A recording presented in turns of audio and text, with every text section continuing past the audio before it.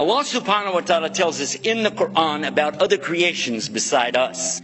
He tells us that He created the malaika, the angels, first. And these malaika or angels are created from pure light, which explains why you can't see them. Nobody sees light. You can only see what light reflects off of. He tells us that He created the jinn, and the jinn were before us. The jinn were not angels, but rather they were made from a smokeless fire. The difference between the jinn and the angels is something called free choice. The nature of the jinn was that they could make choices. Allah gave them opportunities and then let them make their own choices. Allah tells us in the Quran that there was one, Iblis, from the jinn. By the way, he used to worship Allah. You know that?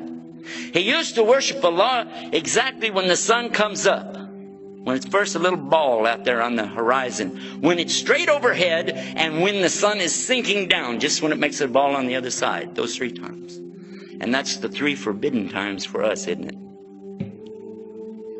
Yeah. But when Allah created the best of His creation, human beings, Adam, He commanded all of creation, bow down, for I have created the best of my creation. And all creation obeyed Allah and bowed down, illa Iblis, except for Iblis. Because of what? What was the word that Allah used in Quran? Because of his what? His what? Kibr. His kibr. And what is the problem with kibr? Kibr from the root kabara. There's another word that comes from this same root. Akbar. And who is Akbar? Allah subhanahu wa ta'ala. Allahu Akbar. Allahu Akbar. So whenever a person stands up and says, well, I want some of that for me. Doesn't work. Allah does not accept any partners. No associates. There are no gods beside God. He made Iblis aware of the fact that by disobeying him, that he would be one of the denizens of the hellfire for eternity. What did Iblis say to that? In the Quran, what did he say? What was his response? Do you remember? He said, I don't care. Just let me take him, Adam, and his offspring with me to hell. Did he do that? Was that his idea? And Allah told us in the Quran. I'm in Surah Baqarah right now, chapter 2, verse 208. O you who believe, enter into Islam perfectly. Do not follow the footsteps of the shaitan. Verily, he is to you a plain and open enemy. What were the footsteps of the shaitan? Part of his footsteps was he worshipped Allah. Part of his footsteps were that he was elevated up really high, actually, to the level of angels, although not an angel himself. Right? But the footsteps that we're talking about here is when somebody starts getting so proud. Look at me. Do you know who I am? And this is kibr. Riya leads to kibr. Kibr leads to shirk. And shirk leads to the hellfire. And may Allah save us from that. So this is really a good lesson for all of us to be aware of. Of course we know drinking alcohol, taking drugs, illegal sex, killing people. All of these things are horrible. Everybody knows this is wrong. But a lot of times we overlook the fact that we were also commanded not to have this kind of false pride. And when I say we, I'm talking about all. Because this stands for the Jews in the Old Testament, the Christians in the New Testament, and the Muslims in the Last Testament. The same exact teaching. Get down off your high horse and walk along with the rest of the people. That's an expression we got down where I come from. And Allah tells us in the Quran, or do they think they'll enter into Jannah, paradise, without the fitna, the trials, as came to those who passed away before you? They were afflicted with severe poverty and ailments, and were so shaken that even the messenger and those who believed along with him said, when will come the help of Allah? Yes, certainly the help of Allah is near. In chapter 29, the very beginning, do the human beings think they're going to be left alone on saying we believe and they won't be tested? And for sure Allah is going to test them just as He tested those before. To do what? And He said it. To show the truthful of those that are true and the liars in their falsehood. So what is shaitan to us? He is a test. The Prophet Muhammad sallallahu alaihi wasallam told us that every one of us, when we're born, there's a qareen, which means an intimate, a close one, attached to you like your jugular vein. That shaitan is a part of your test. That's why when we go through life, there's always somebody there trying to mess up the good things that we're trying to do, isn't there?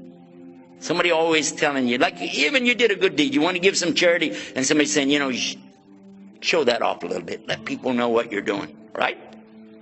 Any good deed, mess it up for you. And certainly help you with all the bad deeds.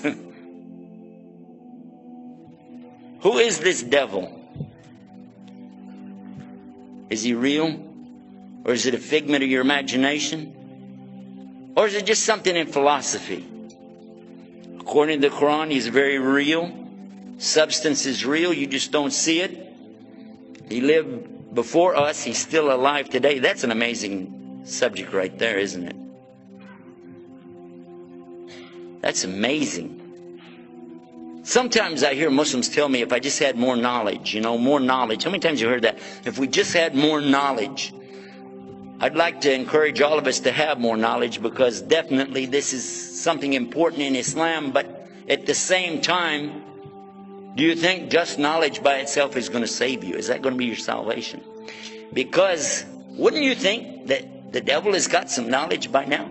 I mean, after all, he was a witness to the creation of Adam himself, true or false? And he knows. I mean, he's been around. He's tried to mess up every single prophet. You heard Dr. David Milliken talking about Jesus being tempted by the devil. Right? Even the devil tried to bother Muhammad, and then finally Allah subhanahu wa ta'ala made his qareen submit. But even then the shaitan kept trying to bother him, didn't he? Try to bother all the Muslims.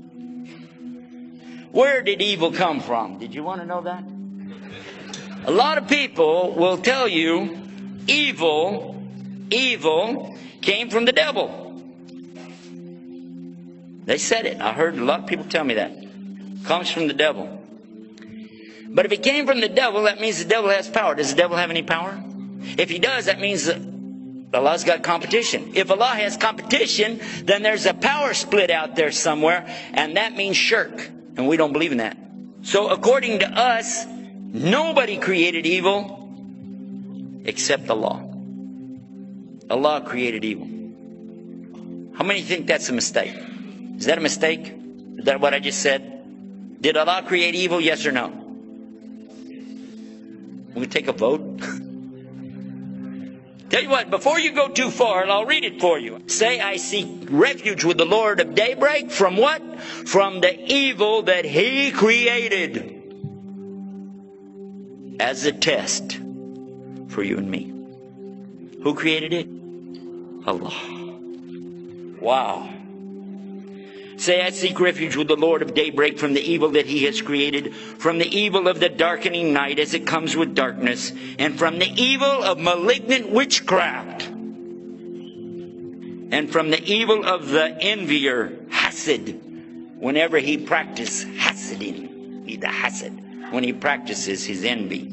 And by the way, that's a commandment in the Old Testament for the believers in the Bible. It's like the last commandment, not to have envy. Same religion sent by God to the people before. And then finally, the last surah of the Quran. Say, I seek refuge with the Lord of mankind, the King of mankind, the Ilah, the God of mankind, and from the evil of the whisperer, Wiswas, who whispers evil into the hearts of mankind, who withdraws from whispering after he catches you with it, who whispers in the breasts of mankind, from the jinn and mankind. Shaitan is from where? From both jinn and men. So there are devils that we don't see, and some devils that we do see every day. And some of them we even voted for.